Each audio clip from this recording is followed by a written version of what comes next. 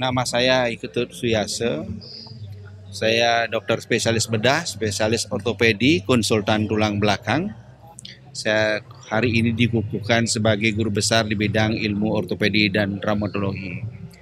Orasi saya kali ini mengambil tema menurunkan insiden penyakit muskuloskeletal dengan pendekatan ortopedi sosial menuju tulang sehat untuk mencapai SDM unggul. Jadi seperti yang kita ketahui, penyakit muskuloskeletal itu ada trauma, bisa penyebabnya karena infeksi, penyakit metabolik, kelainan kongenital maupun neoplasma dan degeneratif. Salah satu dari penyakit yang paling sering kita jumpai adalah akibat dari trauma. Baik trauma oleh karena faktor kelalaian manusia, kecelakaan lalu lintas, kecelakaan olahraga, kecelakaan kerja. Dan pada saat ini kita ketahui bahwa tidak semua daerah kita yang ada di seluruh Republik Indonesia mempunyai fasilitas yang memadai untuk menangani kasus-kasus di bidang ortopedi. Oleh karena itu kami di ortopedi untuk mengurangi tingkat kecelakaan dengan tujuan mengurangi tentunya tingkat kecacatan, itu lebih mengedepankan ilmu ortopedi sosial. Dalam hal ini ilmu ortopedi sosial penekanannya adalah pada edukasi, kemudian pada screening, ya, kemudian bagaimana juga merubah lifestyle, karena lifestyle juga akan banyak mengakibatkan berbagai penyakit metabolisme yang bisa mengakibatkan terjadinya gangguan tulang maupun gangguan sendi.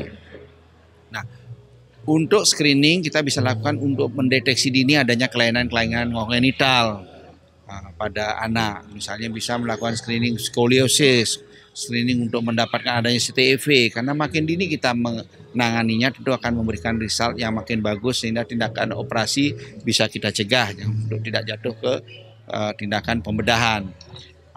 Demikian juga dengan tindakan edukasi. Edukasi penting tidak penting, masyarakat kita kapan dia harus datang ke dokter.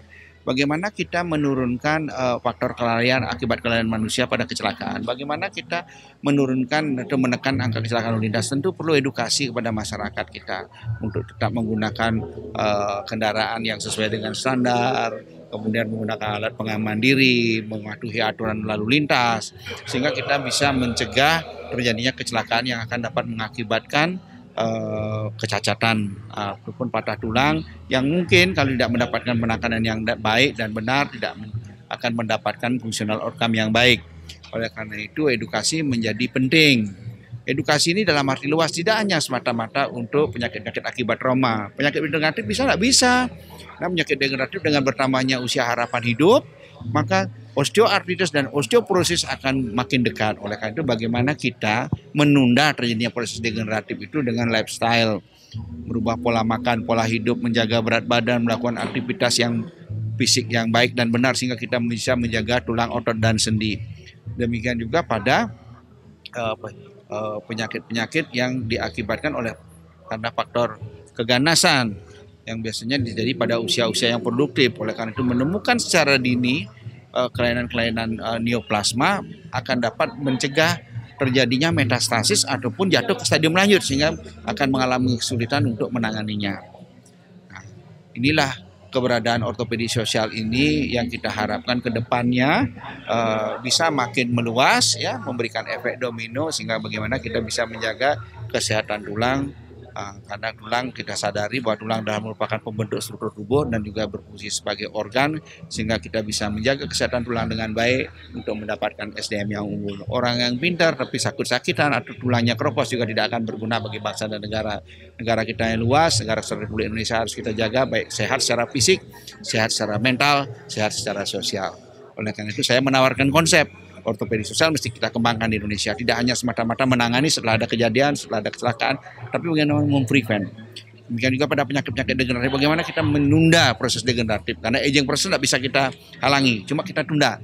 Misalnya orang dengan menjaga berat badan akan memberi kontribusi terjadinya penyakit degeneratif seperti osteoartritis. Nah, bagaimana lifestyle, pola makan, olahraga, aktivitas dan sebagainya bisa mengedukasi masyarakat untuk menjaga tulangnya untuk tetap sehat. Jadi tulang termasuk otot dan sendi.